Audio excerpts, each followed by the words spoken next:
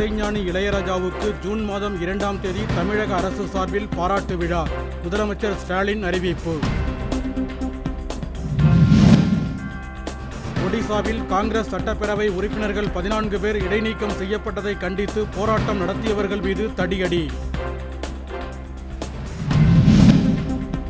தொடர் தோல்விகளை சந்தித்து வரும் எடப்பாடி பழனிசாமி அதிமுக பொதுச் செயலாளர் பதவியிலிருந்து விலக வேண்டும். ஓ பன்னீர்செல்வம் காட்டம். மதுரை மாநகராட்சிக்கான நிதிநிலை அறிக்கை தாக்கல். விவாதம் நடத்த கோரி திமுக உறுப்பினர்களுடன் அதிமுகவினர் வாக்குவாதம். தமிழ்நாடு வேளாண் பல்கலைக்கழக துணைவேந்தர் கீதாலட்சுமி பணி நிறைவு. துணைவேந்தராக பதிவாளர் கூடுதல் பொறுப்பு வகிப்பார் என தகவல்.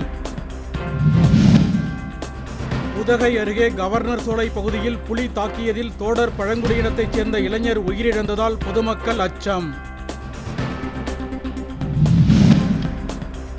திருத்தணி பகுதியில் தொடர் கொள்ளையில் ஈடுபட்ட ஒரு பெண் உட்பட 6 பேர் கைது. நகைகள், இருசக்கர ஊர்திகள் பறிமுதல்.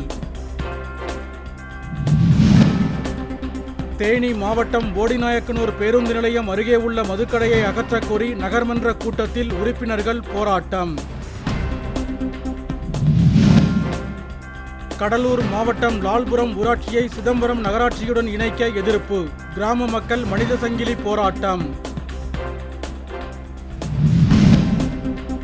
வெளிநாடுகளில் இருந்து அமெரிக்காவுக்கு இறக்குமதியாகும் மகிழுந்துகளுக்கு 25 விழுக்காடு வரி. அதிபர் டிரம்ப் அதிரடி அறிவிப்பு.